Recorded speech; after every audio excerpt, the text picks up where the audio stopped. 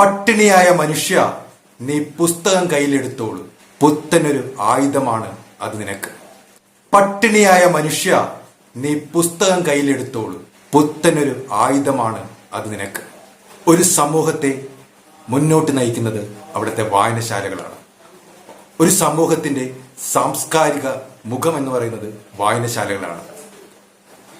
മുൻ തലമുറയുടെ അനുഭവങ്ങളും മുൻ തലമുറയുടെ ത്യാഗങ്ങളും മുൻ തലമുറ എങ്ങനെ ഈ സമൂഹത്തെ മാറ്റിമറിച്ചു എന്ന് തലമുറകളിലേക്ക് പകരുന്നത് വായനശാലകളിലെ പുസ്തകങ്ങളിലൂടെയാണ്. എന്നാൽ ഒരു വായനശാല ഒരു കച്ചവട കേന്ദ്രമായി അധപതിക്കുന്ന കാഴ്ചയാണ് നാം ഇന്നിവിടെ കാണുന്നത്. വേറൊരിടത്തുമല്ല, സാംസ്കാരിക തലസ്ഥാനമായ തൃശ്ശൂരിന്റെ മോതിരക്കല്ലായി വിശേഷിപ്പിക്കുന്ന കുരിയച്ചിറയിലെ കേരള ലൈബ്രറിക്കാണ് ഈ അധോഗതി. അത്രയ്ക്കും അധപതിച്ചിരിക്കുന്നു. ഡിഗ്രേഡ് സ്ഥാപനമായി ഇന്ന് അധപതിച്ചിരിക്കുന്നു. ഈ വിഷയത്തെക്കുറിച്ച് ഇന്ന് സംസാരിക്കാൻ എൻ്റെ കൂടെ ഉള്ളത് കുരിയച്ചിറയിലെ സാംസ്കാരിക പ്രവർത്തകരായ ഗ്ലേറ്റസും തോമസും ആണ്. നമുക്ക് അവരോട് സംസാരിക്കാം. സ്വാഗതം ഗ്ലേറ്റസ് തോമസ്. ഗ്ലേറ്റസ്, 65 വർഷമായി കുരിയച്ചിറയിൽ കേരള ലൈബ്രറി വന്നിട്ടുള്ളത്.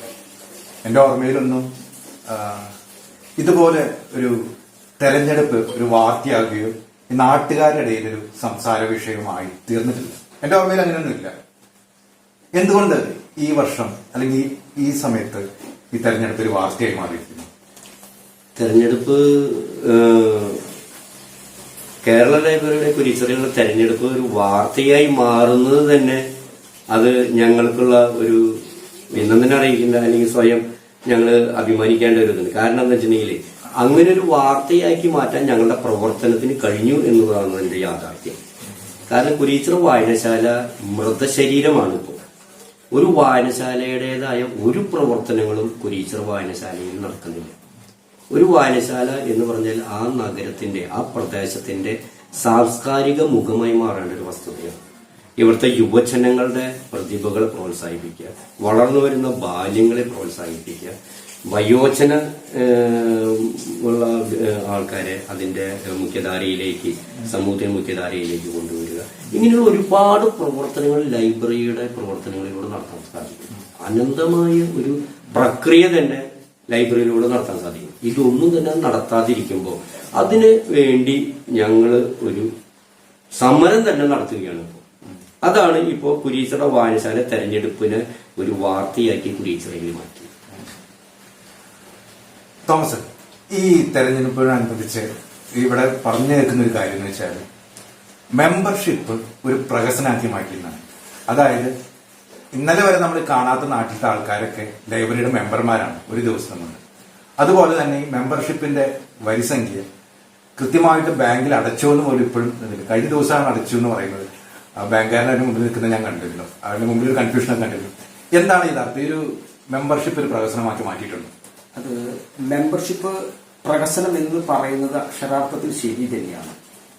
ഒരു കാലഘട്ടത്തിൽ ഒരു 2 വർഷക്കാലമായിട്ട് ഈ കോവിഡ് പ്രതിസന്ധി നേരിടുന്ന കാലഘട്ടത്തിനിടയിൽ തന്നെ പലപ്പോഴും ഞങ്ങൾ ഈ തുറക്കുന്ന അവസരത്തിൽ ഇതിൽ അംഗത്വം വേണമെന്ന് പറയുന്ന വായന, ഒരു അംഗത്വം എന്ന് പറയുന്ന അംഗത്വം എടുക്കുന്ന ആള് എന്ന് പറയുന്ന അവൻ വായനയോട് താല്പര്യം വേണം, അല്ലെങ്കിൽ വായനയുമായി ബന്ധപ്പെട്ട ഈ സാംസ്കാരിക മേഖലയുമായി ബന്ധപ്പെട്ട അതുമായി പൊരുത്തപ്പെടുന്ന ആളായിരിക്കണം ഒരു അംഗം ആയി വരേണ്ടത്. അതാണ് നമ്മൾ ഈ പ്രത്യേക സാഹചര്യത്തിൽ കണ്ടത്. പക്ഷെ ഇവിടെ അങ്ങനെയൊന്നല്ല. വായനയുമായി ബന്ധമില്ലാത്തവരും ഈ സാംസ്കാരിക പ്രവർത്തനവുമായി യാതൊരു സാധ്യതയില്ലാത്തവരുമാണ് ഈ അംഗത്വം തേടി വരുന്നതും നൽകപ്പെടുന്നു. അതേസമയം അർഹതപ്പെട്ടവർക്ക് കൊടുക്കുന്നില്ല എന്നത് വസ്തുത തന്നെയാണ്. കാരണം ഞങ്ങൾ ഈ അംഗത്വ ക്യാമ്പയിൻ നടത്താൻ നിരന്തരം ബന്ധപ്പെട്ടപ്പോൾ ഒരിക്കൽ പോലും ഈ അപേക്ഷ തരുവാനുള്ള ഒരു മനസ്സ് കാണിക്കുന്നില്ല. കാരണം നമ്മൾ സാധാരണയായിട്ട് ലൈബ്രറിയുടെ അടുത്ത് ചെല്ലുന്നു, അംഗത്വം ആവശ്യപ്പെടുന്നു, അല്ലെങ്കിൽ ബന്ധപ്പെട്ട ആളുകളെ സമീപിക്കുന്നു, കൊടുക്കുന്നില്ല.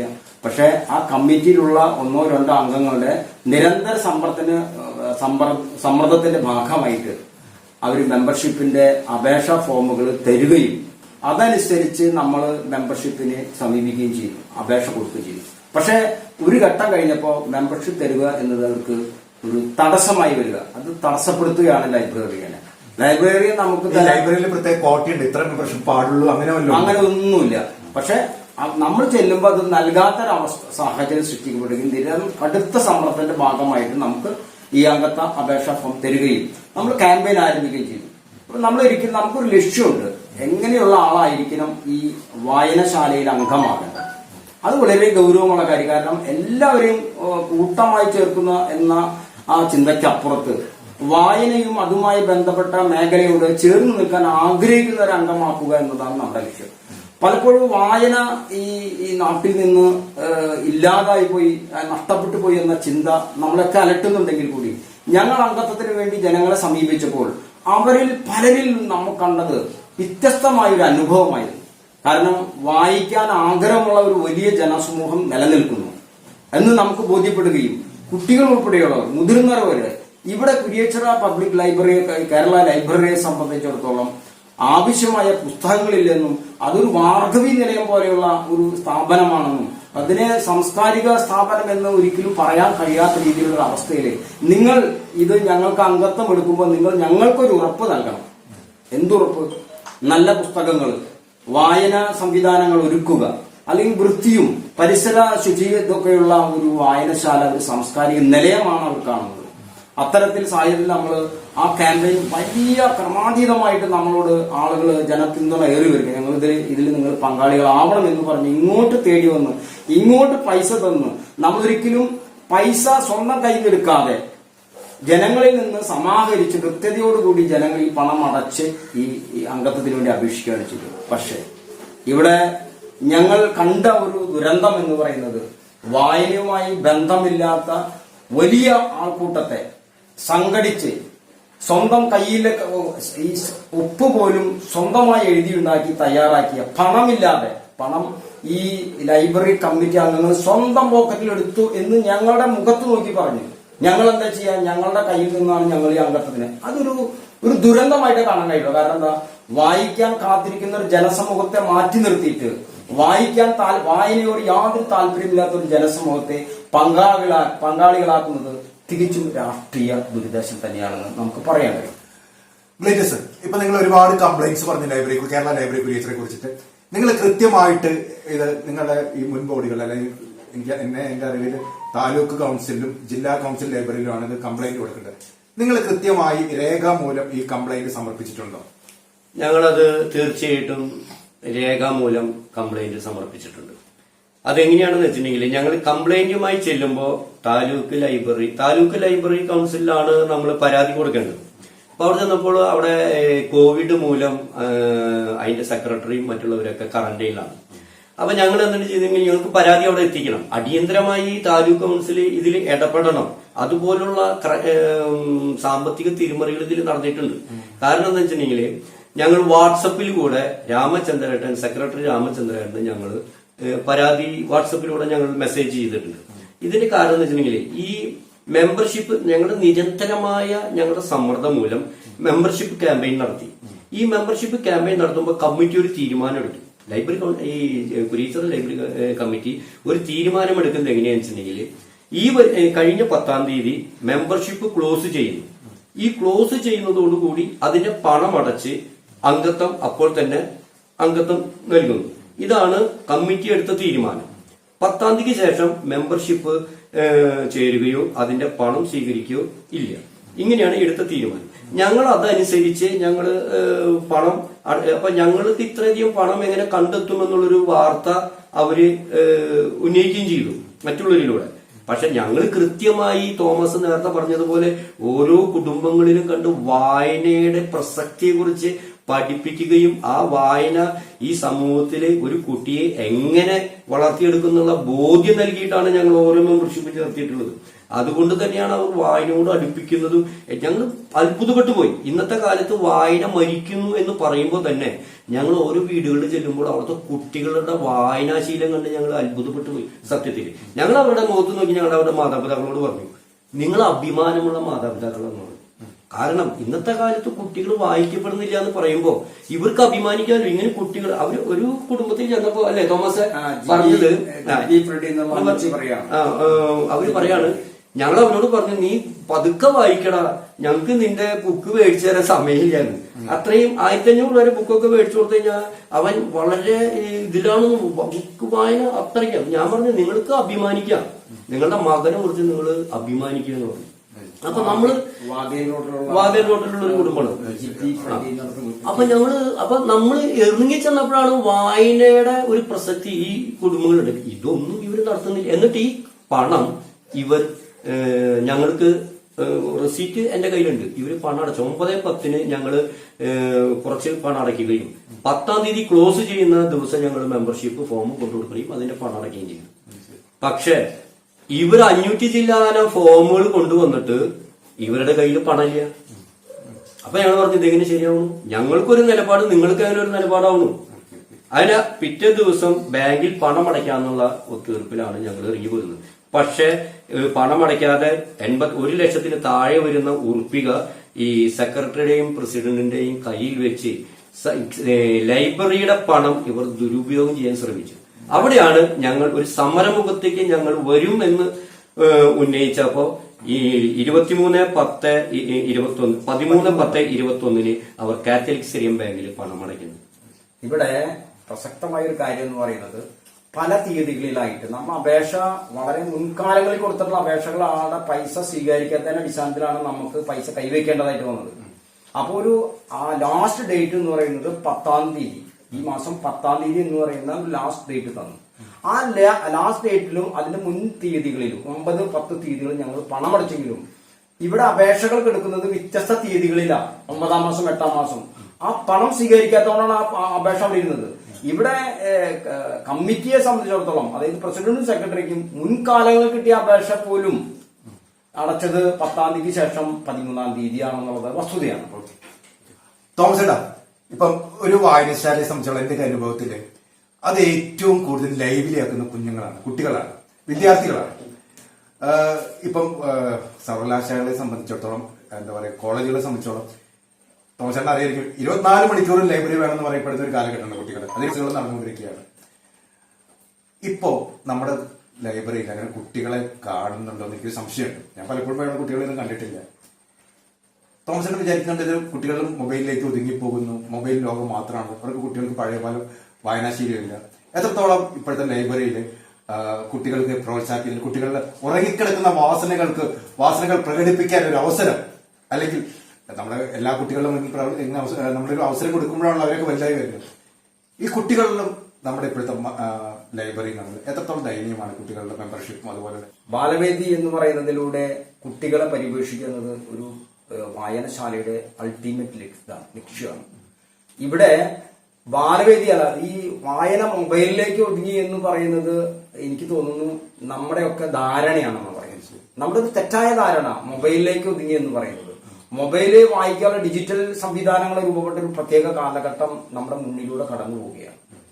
ഡിജിറ്റൽ കാലഘട്ടത്തിലെ ഡിജിറ്റൽ ലൈബ്രറി എന്നൊരു സംവിധാനത്തെ രൂപപ്പെടുത്താൻ നമുക്ക് കഴിയും. ഇതൊക്കെ ഈ കാലഘട്ടത്തിന് പുറകിൽ സഞ്ചരിക്കുന്നവർക്ക് തോന്നുന്ന ഒരു തോന്നലാണ്. ഈ കാലഘട്ടം എന്ന് പറയുന്നത് വായനയുടെ വളരെ ശക്തമായ സ്വാധീനമുള്ള ഒരു കാലഘട്ടമാണ്. കുട്ടികളിൽ പോലും എനിക്കറിയാവുന്ന എന്റെ ഒരു കസിൻ, ആ കുട്ടി വായിക്കുന്ന പുസ്തകങ്ങളുടെ എണ്ണം കണ്ടിട്ട് ഞാൻ ഭയപ്പെട്ടു പോയി. എന്റെ വീട്ടിലുള്ള എന്റെ മക്കൾ വായിക്കാൻ പോലും താല്പര്യം കാണിക്കാത്ത വളരെ വിലപിടിപ്പുള്ള പുസ്തകങ്ങളൊക്കെ ഞാൻ ആ കുട്ടിക്ക് വിദേശത്തേക്ക് അയച്ചു കൊടുക്കാനുള്ള സംവിധാനിച്ചു. അപ്പൊ നമ്മൾ ധാരണ എന്താ, ഈ പുതിയ തലമുറ വായിക്കുന്നില്ല എന്നാ? വായിക്കുന്നുണ്ട്. അവരുടെ വായനാശേഷി വളരെ നമ്മളെക്കാളൊക്കെ പഴയ തലമുറകളെക്കാളൊക്കെ വളരെ വളരെ വളരെ വിശാലമാണ്. അത് നമ്മൾ തിരിച്ചറിയാത്തതാണ് നമ്മുടെ ഏറ്റവും വലിയ പ്രശ്നം. അതായത് നമ്മൾ തിരിച്ചറിയുന്നില്ല. അവിടെ അതിനുള്ള സൗകര്യങ്ങൾ ഒതുക്കുമ്പോൾ, ഈ കാലഘട്ടത്തിന് അനുസൃതമായിട്ടുള്ള ഡിജിറ്റൽ സംവിധാനങ്ങളെ രൂപപ്പെടുത്തുമ്പോൾ അവർ സ്വാഭാവികമായിട്ടും അവിടെ വന്നു ചേരും എന്നുള്ള കാര്യത്തിൽ തർക്കമില്ല. കാരണം അത്തരം ഒരു അഡ്വാൻസ്ഡ് ആയിട്ടുള്ള ചിന്തയുള്ള ഒരു ഭരണസമിതി അതിൽ ഉണ്ടാവണം എന്നുള്ളതാണ്. കഴിഞ്ഞ കുറെ വർഷങ്ങളായിട്ട് കുരിയച്ചിറ ലൈബ്രറിയിൽ കുറെ വർഷം, 12 മുകളിലായി തോന്നി, കുട്ടികളുടെ സർഗാത്മക ഈ ചുറ്റിടങ്ങളിൽ വളർന്നു വരുന്ന കുട്ടികൾക്ക് അവരുടെ ഉറങ്ങിക്കിടക്കുന്ന സർഗാത്മക പ്രവർത്തനങ്ങൾ, പ്രസംഗം, ചിത്രം, എഴുത്ത്, അതുപോലെ തന്നെ ഉപന്യാസ രചന, ഇതൊന്നും ഇവിടെ നടക്കുന്നില്ല ഈ ലൈബ്രറി. ഇതിന്റെയൊക്കെ കേന്ദ്രങ്ങളാണ് വായനശാല. അത് എങ്ങനെയാണ് തോമസ് ഏട്ടൻ കാണുന്നത് കുഞ്ഞുങ്ങളുടെ കാര്യത്തിൽ? ഈ സർഗാത്മകത കുട്ടികളിൽ വളർത്തുക എന്ന് പറയുന്നത് അത് ഏതു കാര്യത്തിന്റെയും ഉറവിടം എന്ന് പറയുന്നത് അവരുടെ കുടുംബമാണ്, അവരുടെ രക്ഷിതാക്കളാണ്. അപ്പൊ രക്ഷിതാക്കളിൽ ഞാൻ നേരത്തെ പറഞ്ഞ പോലെ തന്നെ ഒരു പൊതുചിന്ത രൂപപ്പെട്ടു എന്നുള്ളത് തർക്കമില്ല. എൻ്റെ മക്കൾ എന്നിൽ ഒതുങ്ങണം, അതായത് അവരിൽ തന്നെ ഒതുങ്ങിയ അവരുടെ ഒരു ചെറിയ കൊച്ചു ലോകത്തിലേക്ക് ഒതുക്കി കൊണ്ടുപോകുന്ന ഒരു പ്രവണത ഇന്ന് നാം കാണുകയാണ്.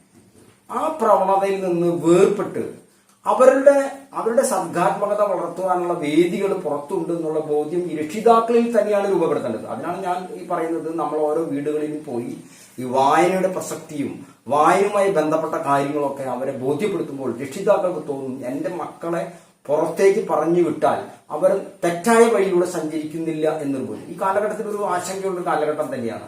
ഒരുപാട് മയക്കുമരുന്ന്. എന്തുകൊണ്ടാണ് ഇപ്പോ നെടുപുഴ HSO പറയുന്ന ഒരു കാര്യമുണ്ട്, നമ്മൾ ചിന്തിക്കുന്നതിലപ്പുറമാണ് ഇവിടെ മയക്കുമരുന്നിന്റെ ഒരു രൂപം. നമ്മുടെ അത്രമാത്രം മയക്കുമരുന്നും നമ്മൾ മനസ്സിൽ പോലും കാണാത്ത കുടുംബങ്ങളിലെ മക്കളാണ് ഇതിനടിമകളായി വരുന്നത്. അതെന്തുകൊണ്ടാണ്? അവരെ ഒരു പ്രത്യേക തടവറയിൽ ഒരുക്കുന്ന ഒരു കുടുംബ പശ്ചാത്തലം, അവരെ ഒതുക്കുന്നത് ആ കുടുംബത്തിനുള്ളിൽ എന്റെ മക്കൾ, എന്റെ കുടുംബം, ഞാൻ എന്നുള്ള ഒരു ഏക ചിന്ത, അതിൽ നിന്ന് രൂപപ്പെടുന്നതാണ് ഇത്തരം ഒരു ഒറ്റപ്പെടൽ. അവൻ അതിൽ നിന്ന് സംരക്ഷണം കിട്ടാൻ മനസ്സിനെ ക്രമപ്പെടുത്തുന്നതാണ് ഈ മയക്കുമരുന്നുകൾ. നമ്മൾ ഉദ്ദേശിക്കുന്ന കഞ്ചാവിനപ്പുറത്ത് വിലപിടിപ്പുള്ള മയക്കുമരുന്നുകളുടെ കേന്ദ്രമായിട്ട് കുരിയച്ചിറ, ചീയാരം പ്രദേശം രൂപപ്പെട്ടു എന്ന് പറയുന്ന ഇവിടുത്തെ പോലീസ് ഓഫീസർ നമ്മളോട് പറയുന്ന കാര്യമാണ്. അതെന്തുകൊണ്ടാണെന്ന് നമ്മുടെ രക്ഷിതാക്കൾ മനസ്സിലാക്കേണ്ടതുണ്ട്. അവരുടെ മനസ്സിനെ പാകപ്പെടുത്തുന്ന രീതിയിൽ ക്രിയാത്മകമായിട്ടുള്ള സർഗാത്മകമായ മേഖലകൾ കണ്ടെത്തുവാനുള്ള അവസരം ഉണ്ടെങ്കിൽ അത് ഒരുക്കി കൊടുക്കുന്നതാണ് സമൂഹത്തിന്റെ ബാധ്യത. ഞാൻ ഉൾപ്പെടെയുള്ള പൊതുസമൂഹത്തിന്റെ കടമ കൂടിയാണ് ആ കുടുംബത്തെ, പുതിയ തലമുറയെ കൃത്യമായ രൂപത്തിലൂടെ വായനയിലൂടെ അവൻ സമൂഹത്തെ അറിയുക. അവന്റെ തൊട്ട വീട്ടിലെ പ്രശ്നം അറിയാൻ ആഗ്രഹമില്ലാത്ത ഒരു പുതിയ തലമുറ രൂപപ്പെട്ടു എന്നുള്ളത് ഒരു സത്യമാണ്. ഇന്ന് ഈ യുവജനങ്ങൾക്ക് ഇന്ന് സംഘടനാ പ്രവർത്തനങ്ങൾ വളരെ കുറവാണ്. നമ്മൾ വെച്ചിട്ടുണ്ടെങ്കിൽ ഇന്നത്തെ യുവജനങ്ങൾക്ക് എന്തെങ്കിലും അവരൊരു ജീവിതത്തിൽ ഒരു പ്രതിസന്ധി ഉണ്ടാവുന്നില്ല. അവരുടെ ആദ്യത്തെ തെരഞ്ഞെടുപ്പ് രാജേഷ് ശ്രദ്ധിച്ചിട്ടുണ്ട്, ആത്മഹത്യയാണ്. എന്തുകൊണ്ട് അവരുടെ പ്രതിസന്ധികളെ അവരെ തരണം ചെയ്യാൻ അവർക്ക് സാധിക്കുന്നില്ല? ഒന്നാമത്തേല് ഒരു സംഘടനാ പ്രവർത്തനങ്ങളില്ല. മാത്രമല്ല ഇങ്ങനെയുള്ള വായന, അല്ലെങ്കിൽ ഈ വായനയുമായി ബന്ധപ്പെട്ട് അതിൽ നിന്ന് കിട്ടുന്ന ഒരു കാര്യം, ഇപ്പൊ നമ്മുടെ കിഴവനും കടലും വായിച്ചു കഴിഞ്ഞാൽ നമുക്കൊരു കാര്യം കിട്ടും. ഒരു 2 ദിവസം ഒരു മീനെ പിടിക്കാനുള്ള യുദ്ധത്തിലൂടെ സാന്തിയോഗ മീനെ പിടിച്ചു വരുമ്പോ കരയിലെത്തുമ്പോ അതിന്റെ അവശിഷ്ടം മാത്രമേ ഉള്ളൂ. പക്ഷെ അവിടെ പറഞ്ഞു വെക്കുന്നുണ്ട്, അന്ന് സാന്തിയോഗം കിടന്നുറങ്ങുമ്പോ സിംഹങ്ങളെ സ്വപ്നം കാണുന്നു എന്ന് പറയുന്നത്. അതൊരു വലിയൊരു ഉത്തേജനാവില്ല.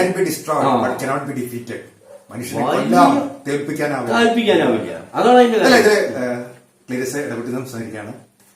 ഈ നമ്മൾ ഈ നേരത്തെ സർഗാത്മകയും വായനയൊക്കെ പറഞ്ഞ് വായിച്ചു വളരുക എന്നൊക്കെ പറഞ്ഞു, അതിനേക്കാൾ ഉപരി നമ്മുടെ യുവജനങ്ങൾ ഇപ്പം ഏറ്റവും തൊഴിലില്ലായ്മ വലിയൊരു പ്രശ്നമാണ്, വലിയൊരു കോമ്പറ്റീഷനുള്ള ലോകത്താണ്. കേരളത്തിലെ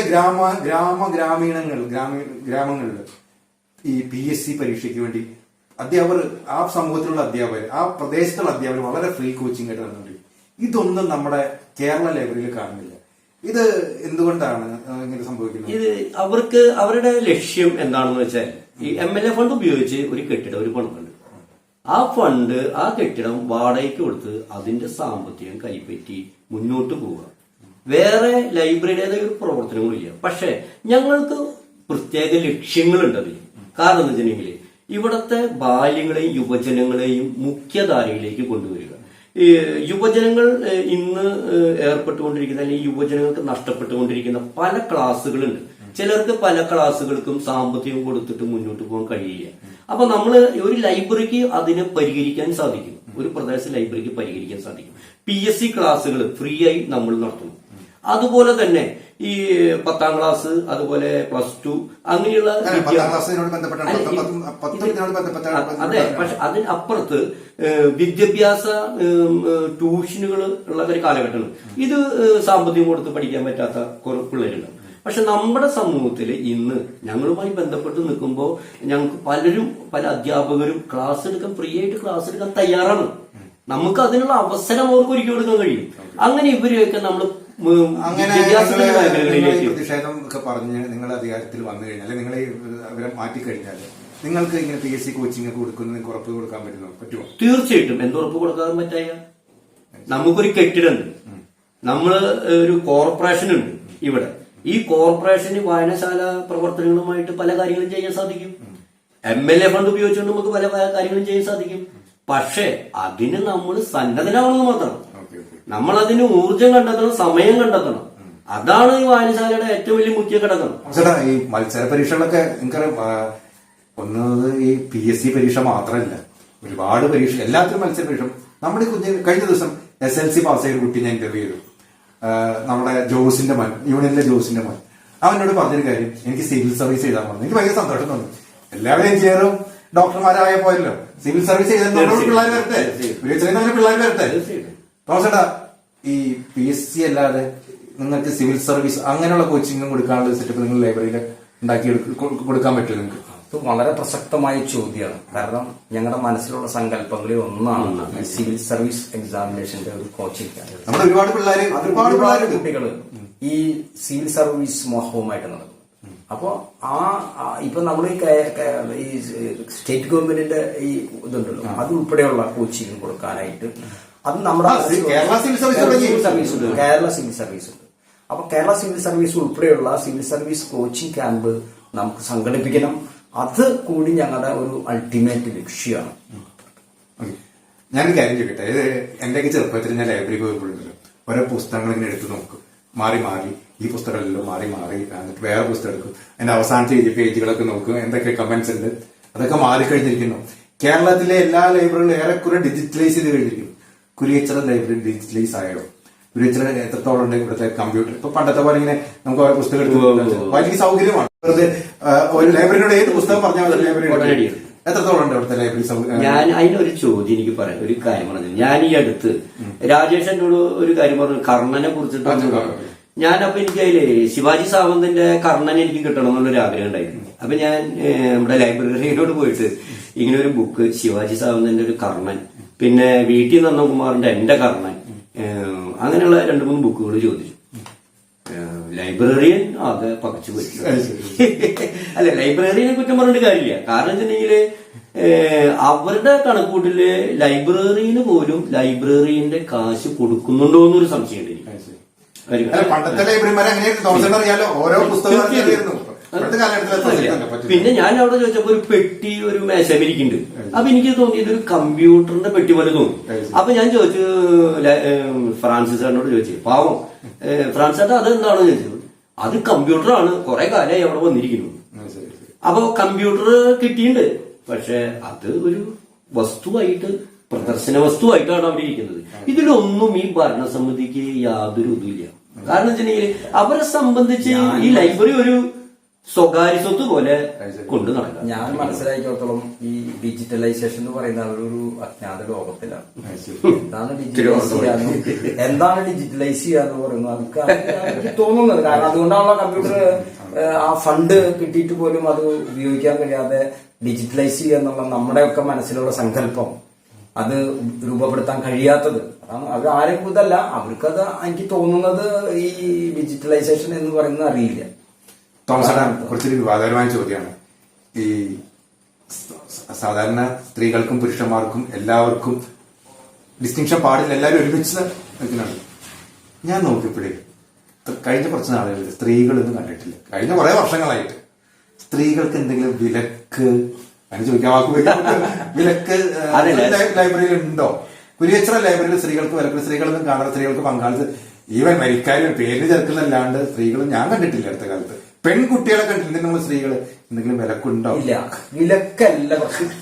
വിലക്കല്ല പ്രശ്നം. കാരണം അതിനകത്ത് വരുമ്പോ ഈ നേരത്തെ പറഞ്ഞല്ലോ, അവിടെ ഒരു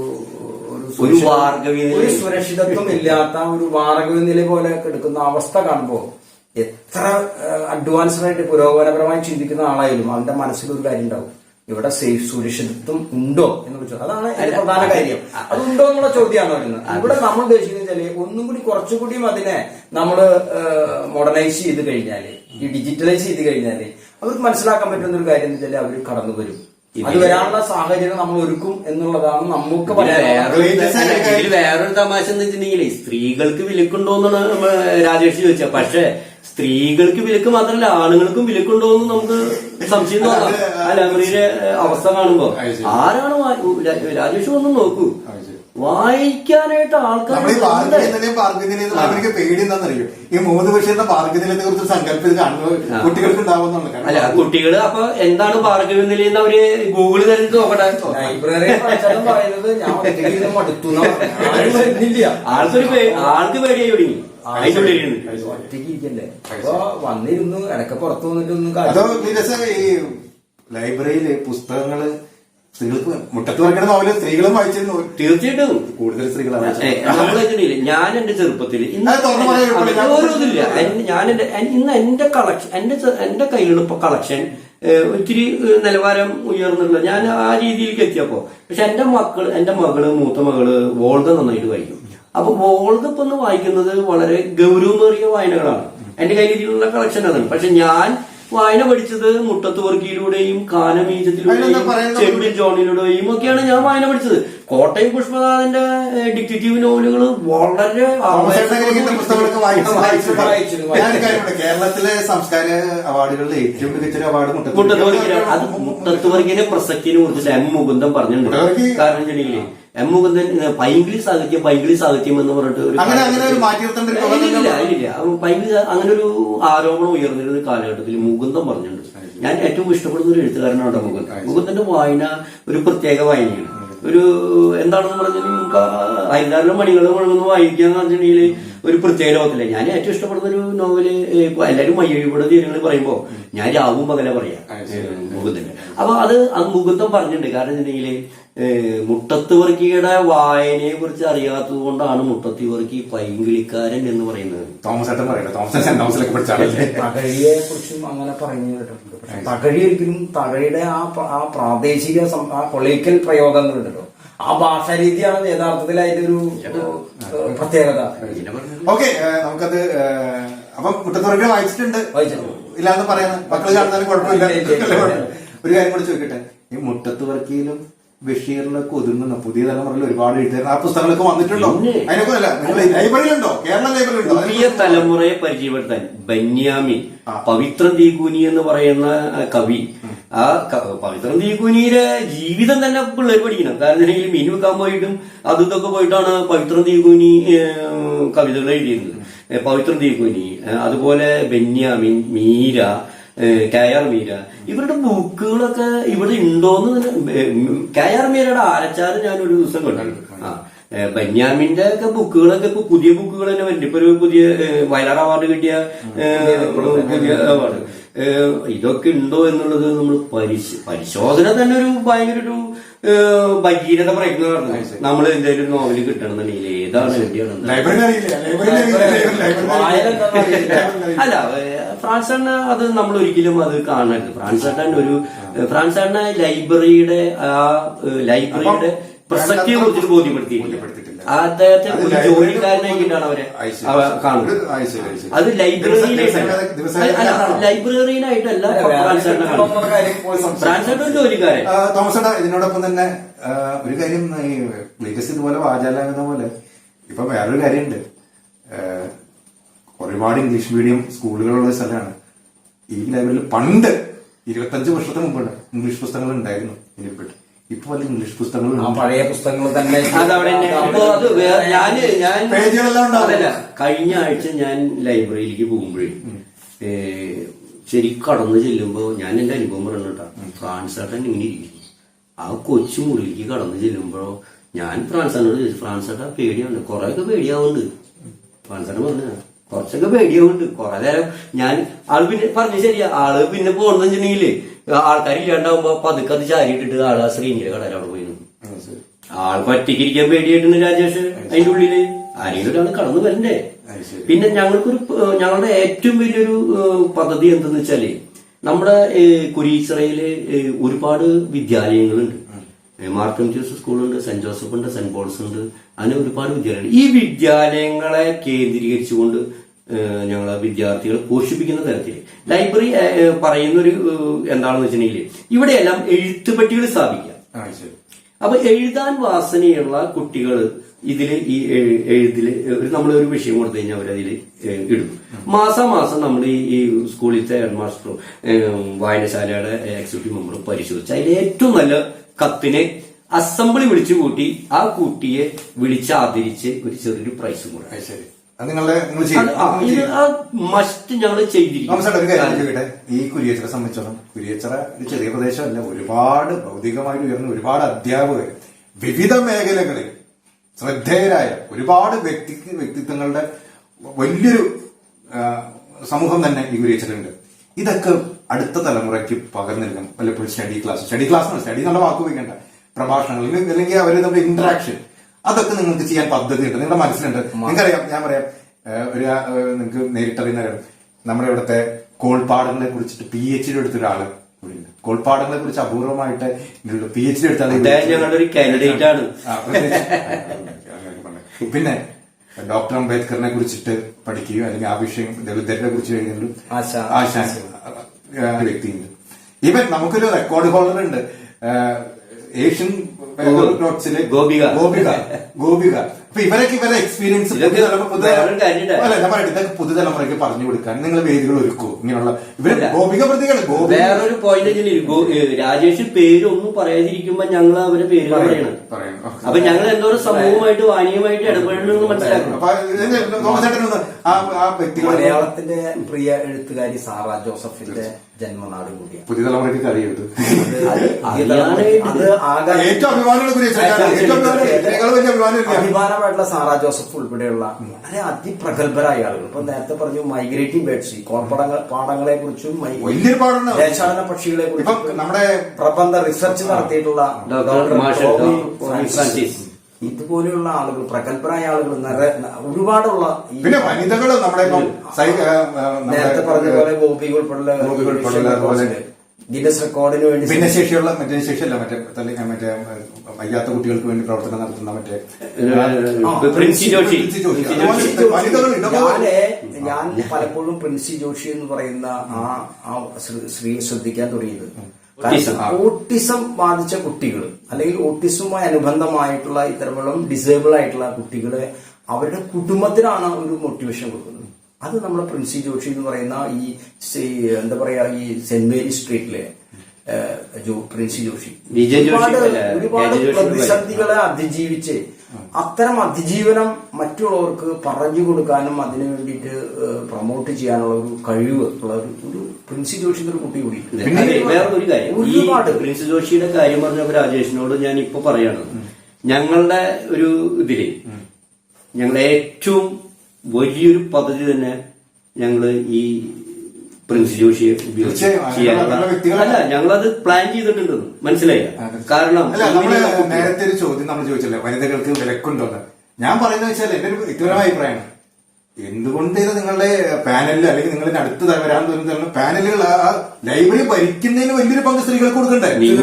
രാജേഷ്, ഞങ്ങളെ പാനൽ വരുമ്പോ ശ്രദ്ധിക്കൂ. തീർച്ചയായും ഞങ്ങളിപ്പോ അത് പറയുന്നില്ല. പാനൽ വരുമ്പോ ശ്രദ്ധിക്കൂ. കാരണം എന്നുണ്ടെങ്കിൽ ഞങ്ങളുടെ പാനല് അതുപോലെയുള്ള ഒരു പാനലായിരിക്കും, സ്ത്രീ സൗഹാർദ്ദ പാനലായിരിക്കും. സ്ത്രീ അതല്ല, ഞങ്ങളുടെ സ്ത്രീ ആ പാനലിലുള്ള സ്ത്രീകളെ തന്നെ നോക്കുമ്പോ രാജേഷിന് മനസ്സിലാവും എന്താണ്. ഇപ്പൊ ഈ ലോ പഠിക്കുന്ന പിള്ളേരുണ്ട് ഒരുപാട്. അത് ഞാൻ പറഞ്ഞതിന്റെ കാരണം അതാണ്, ഞങ്ങളുടെ പാനലിൽ വരുമ്പോ രാജേഷ് ശ്രദ്ധിക്കും.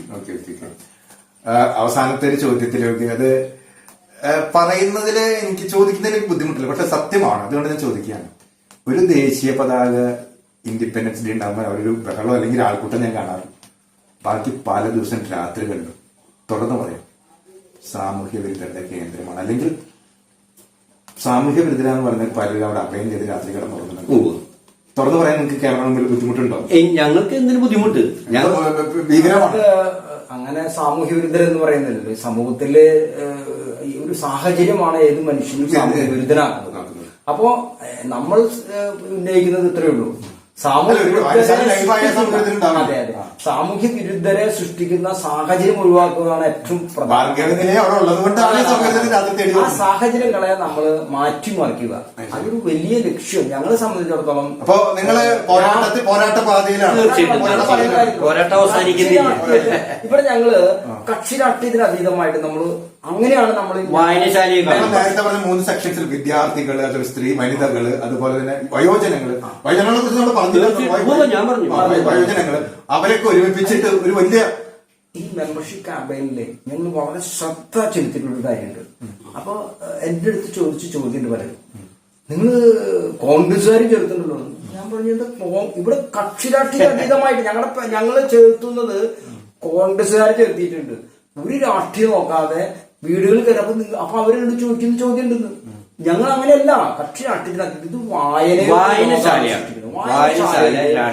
വായനയുടെ ലോകം സൃഷ്ടിക്കുക, സാംസ്കാരികമായിട്ട് പുരീചർ പ്രദേശത്തെ ഉയർത്തി കാണിക്കുക. എനിക്ക് തോന്നുന്നത് ഈ പള്ളികളിലും അമ്പലങ്ങളിലും മോസ്കിലൊക്കെ പോകുന്ന വിചാരം എല്ലാ മതസ്ഥരും ഒരുമിക്കുന്ന അതൊരു ആരാധനാലയമാണ്. തീർച്ചയായും എല്ലാവരും മതത്തിന്റെ വേലിക്കെട്ടുകൾ ആരാധനാലയം എന്ന് പറയുന്നത് വെച്ചിട്ടുണ്ടെങ്കിൽ ആരാധനാലയത്തിന്റെ ഒരു പ്രത്യേകത, നമ്മൾ എന്തിനാണ് ആരാധനാലയത്തിലേക്ക് പോകുന്നത് അതിനൊരു ഇതുണ്ട്. അതുപോലെ തന്നെ പുസ്തകത്തെ പ്രേമിച്ചു വരുന്നവനാണ് വായനശാലയെ സമീപിക്കുന്നത്. അവന്റെ ആരാധനയാണ് പുസ്തകങ്ങള്. അവൻ പുസ്തകങ്ങളെ മാറോടക്കി പിടിക്കാൻ ഞങ്ങൾ വരുന്നത്. പുസ്തകം അവന്റെ നേരത്തെ രാജേഷ് പറഞ്ഞല്ലോ, വിശക്കുന്ന മനുഷ്യ ആയുധമെടുക്കുന്ന പറഞ്ഞാണ്. അപ്പോ വിശപ്പ് മാറ്റാൻ പോലും പുസ്തകത്തിന്റെ കറുത്ത വെളുത്ത പേജിലെ കറുത്ത അക്ഷരം. നിങ്ങളുടെ പോരാട്ടം ആ സ്വപ്നത്തിലേക്ക് ജനകീയ കേന്ദ്രമാക്കുക, ലൈബ്രറി ആക്കുക, ജനകീയ കേന്ദ്രമാക്കണം. ആ പോരാട്ടത്തിന്റെ പാതയിലാണ് നിങ്ങൾ രണ്ടുപേർക്കും, തോമസ് ഏട്ടനും ബീറ്റസിനും എല്ലാവിധ ഭാഗങ്ങളും നേരുന്നു. നിങ്ങളുടെ സ്വപ്നം പോലെ നാളെ ഒരു കുരിയച്ചിറ ലൈബ്രറി ഒരു വലിയ സാംസ്കാരിക കേന്ദ്രമായി മാറാൻ, ഈ നാടിന്റെ വളർച്ച, കുരിയച്ചിറയുടെ വളർച്ചയ്ക്ക് ഒരു സാംസ്കാരിക കേന്ദ്രമായി മാറാൻ കേരള ലൈബ്രറി മാറട്ടെ എന്നും ഇവരുടെ പോരാട്ടവും സ്വപ്നവും വിജയത്തിലെത്തട്ടെ എന്നും ആശംസിക്കുന്നു. Thank you.